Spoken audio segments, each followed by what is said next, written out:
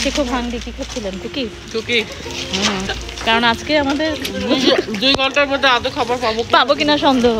কিন্তু তোমাদের তো সাথে পাচ্ছিলাম না, তোমাদের গাড়িতে তো কেমনে যোগাযোগ করবো? তোমরা অনেক মজা করতেছো। আসসালামু আলাইকুম ভিউয়ার্স, কেমন আছেন সবাই? সবাইকে নতুন বছরের অনেক অনেক শুভেচ্ছা। আমরা গিয়েছিলাম কানাডাতে নায়াগ্রা ফলস ভিজিট করার জন্য। শীতকালে নায়াগ্রা ফলস ভিজিট করার এটার একটা অন্য ধরনের অভিজ্ঞতা আমাদের হয়েছিল।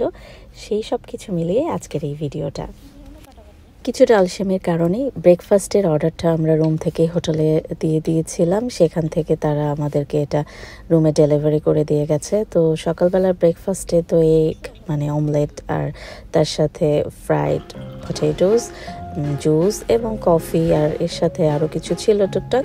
তো সব কিছু মিলায় আলহামদুলিল্লাহ ব্রেকফাস্টটা খুব ভালোভাবে আমরা তাড়াতাড়ি করে ফেলেছিলাম। উদ্দেশ্য ছিল সকাল সকাল ব্রেকফাস্টটা করেই আমরা আজ এখান থেকে চেক আউট করবো। মানে এই হোটেলের রুম থেকে চেক আউট করে আমরা চলে যাবো এক ফ্রেন্ডের হাউসে, যেটা হচ্ছে অ্যাজাক্স। এটা ছিল কানাডা নায়াগ্রা ফলস থেকে 2.5 আওয়ারের ড্রাইভ। তো সকাল সকাল আমরা চেক আউট করে ফেললাম। এখানে নায়াগ্রা ফলসে আমরা কি কি আনন্দ করেছি, কতটুকু করেছি, এটার জন্য আরেকটা ভিডিও আমি আপলোড করব। তবে আজকেরটাতে জাস্ট খালি আমি ফ্রেন্ডদের সাথে নিউ ইয়ারটা কীভাবে সেলিব্রেট করেছিলাম সেই সব কিছু থাকছে।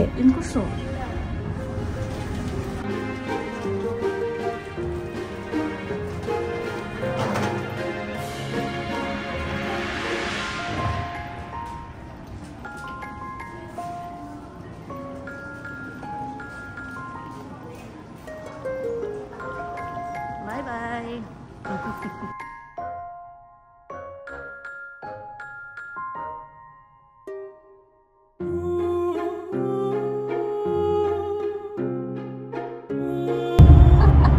সারাদিন এটে ঘুরপাক খাইম যতক্ষণ টিম মডার্ন আসে চল।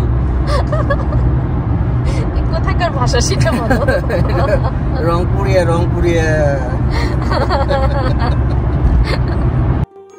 ট্রাভেলার স্ট্রেসকে কিন্তু এভাবেই হালকা করা যায়। তো আমরা সেটা করছিলাম, রংপুরের বিভিন্ন ভাষা নিয়ে গল্প করছিলাম, মজা করছিলাম। আর আমরা যেখানে যাচ্ছি সেই ভাইয়াও হচ্ছে রংপুরের, যেহেতু আমার হাজব্যান্ডের ফ্রেন্ড, তো রংপুরের তো ডেফিনেটলি। তো এই জন্য একটু মজা করতে করতেই পৌঁছে গেলাম টিম হর্টনে। আর কানাডাতে আসবো, টিম হর্টনের ডোনাটস, কফি এগুলো ট্রাই করবো না সেটা কেমন করে হয়।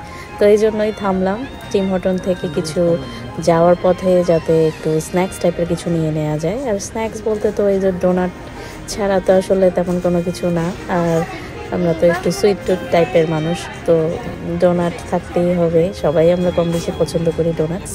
এখানে দেখছিলাম বিভিন্ন ধরনের ক্যাটাগরির ডোনাটস আছে। দানিন তো মহা খুশি, কারণ তার ডোনাটস খুবই পছন্দ। তো এখান থেকে নেয়ার পরে আমরা যেটা করব, তাড়াতাড়ি করে আবার আমাদের জার্নিটা স্টার্ট করে দিয়েছিলাম। আর এখানে দেখাচ্ছিল যে অ্যাডভাইজারি আছে, মানে হয় একটা উইন্টার স্টর্ম আসতেছে, সেটার একটা অ্যাডভাইজারি দেওয়া আছে। আর এটা হচ্ছে পৌঁছার পরে আমরা চলে গিয়েছি ভাইয়ার বাসায়। পরের দিনে সকালবেলা আবারও টিম হর্টন। যে কয়দিন থাকবো শুধু টিম হর্টনেই যাব, ডোনাটস নিব, কফি নিব, আরও অন্যান্য যে স্ন্যাক্সগুলো আছে সেগুলো ট্রাই করব। সেটা কিন্তু করেছি, একাধিকবার যাওয়া হয়েছে এবং আমরা খুব এনজয় করেছি। আমার কাছে যেটা মনে হয়েছে, এটা আমার পার্সোনাল ওপিনিয়ন, টিম হর্টনের ডোনাটস আমাদের এখানকার ইউএসএ ডানকেনের থেকে অনেক বেশি ভালো। আমার কাছে তো বেশ ভালো লেগেছে, তো সেই জন্য ওটা আর মিস করিনি। আর তারপরে দুপুরবেলা ছিল সে ধরনের সেই রকম ফুডের আয়োজন। ঠান্ডা দিন ছিল, খিচুড়ি ছিল, তার সাথে বিফ ছিল, চিকেন ছিল, আলু ভর্তা ছিল, আরও কত মজার মজার সব ফুড। আমরা আলহামদুলিল্লাহ খুব মজা করে ভাবির হাতের রান্না খেয়েছিলাম। ওনার রান্না কিন্তু খুবই মজার, খুবই অসাধারণ। তো এটা হচ্ছে ওয়াসি, খুব হ্যাপি। ও আমাদের যে ভাইয়া, ওনার বাচ্চাদের সাথে ওরা সবাই মিলে কিডসরা একসাথে খুব ফান করছিল, তারই একটা নমুনা তো দেখাই গেল। তারপরের যে কাহিনী, সেইটা তো না বললেই নয়, সেইটা আমি বলবো এখন আপনাদেরকে।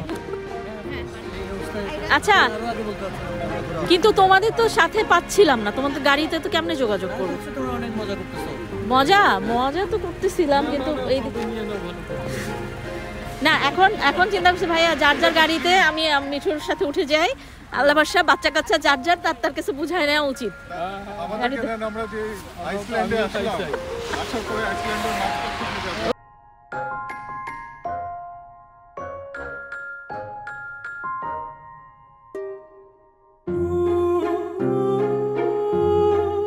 একটা উইন্টার স্টর্মের মধ্যে আমরা পড়ে গিয়েছিলাম। আসলে বাসা থেকে বোঝা যায় নাই যে এরকম ধরনের সিচুয়েশন হবে।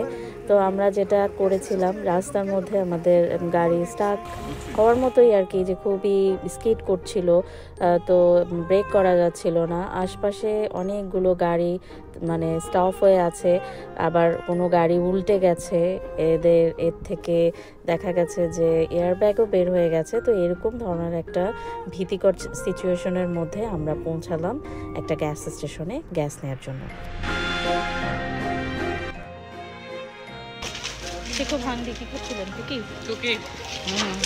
কারণ আজকে আমাদের 2 ঘন্টার মধ্যে আদৌ খাবার পাবো কিনা সন্দেহ।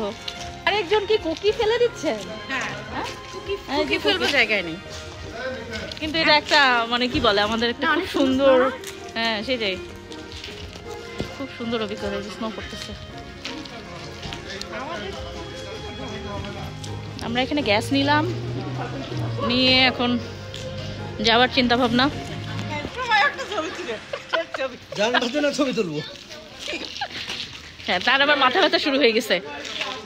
রাতমান এটা তো গাড়িতে গ্যাস নেওয়ার পরে আবারও চলে গিয়েছিলাম খুঁজতে খুঁজতে টিম হটনে, কারণ এই 31st নাইটে সব কিছু বন্ধ ছিল। আর মানে 6 o'clock-এর মধ্যে ইভিনিংই ক্লোজ হয়ে গেছে, যেহেতু নিউ ইয়ার ইভ। তো আমরা এখান থেকে কিছু ডোনাটস সবাই নিয়ে নিলাম যার যার মতো, কারণ রাস্তার মধ্যে আর কোনো জায়গায় স্টপ করা যাবে না, কিংবা ফুডও হয়তো পাওয়া যাবে না। এই করতে করতে আমরা পৌঁছে গেলাম ব্লু মাউন্টেনে, যেখানে হচ্ছে 31st সেলিব্রেশন হবে, ফায়ারওয়ার্কস হবে, তো সেগুলো দেখার জন্য। তো জাস্ট গাড়িটা পার্ক করে রেখে আমরা হাঁটা শুরু করে দিলাম। চারপাশে স্নো দিয়ে কিছুটা ঢেকে গেছে, তো আমাদেরকে স্টেপ ফেলার সময় একটু কেয়ারফুলি ফেলতে হচ্ছিল।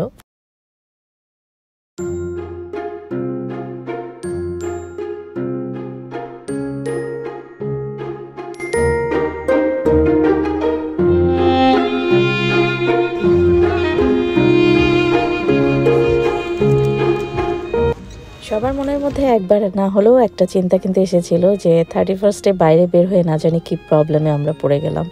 কিন্তু এখানে আসার পরে ফাইনালি আমরা এনজয় করছিলাম সময়টা, কারণ চারপাশের আবহাওয়াটাই ছিল ওরকম ধরনের। অনেক মানুষ, এত ঠান্ডার মধ্যেও যে সবাই এসছে জাস্ট একটু 31st নাইটটা সেলিব্রেট করার জন্য, সবাই সবার সাথে আনন্দ করার জন্য।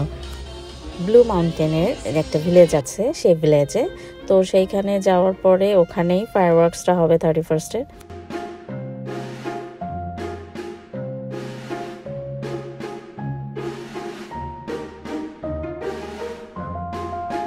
যেহেতু এটা হলিডে সিজন, আর এই মাউন্টেন ভিলেজটাকে সাজানো হয়েছে একদম হলিডে সিজনে যেভাবে আলোকসজ্জায় সজ্জিত থাকে চারপাশ, ঠিক সেভাবে। তো চারপাশে আলো ছটা দিয়ে সুন্দরভাবে পুরো ভিলেজটাকে সাজিয়ে রাখা হয়েছিল। আর এটা তো ছিল 31st নাইট, তো স্বাভাবিক এখানে লোকজনের অনেক বেশি আনাগোনা।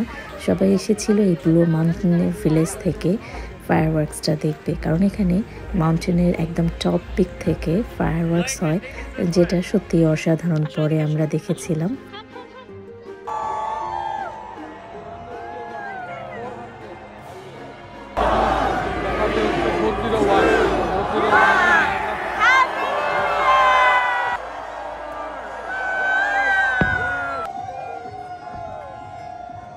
পুরনো বছরের পাওয়া না পাওয়াকে পিছনে ফেলে রেখে শুরু হলো নতুন বছর।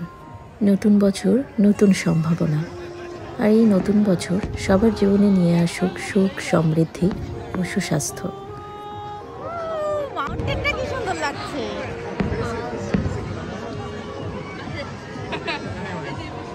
হ্যাপি নিউ ইয়ার সবাইকে। ভিডিওটা কেমন লাগলো জানাতে ভুলবেন না। ভালো থাকবেন সবাই, যে যেখানেই আছেন। আল্লাহ হাফেজ।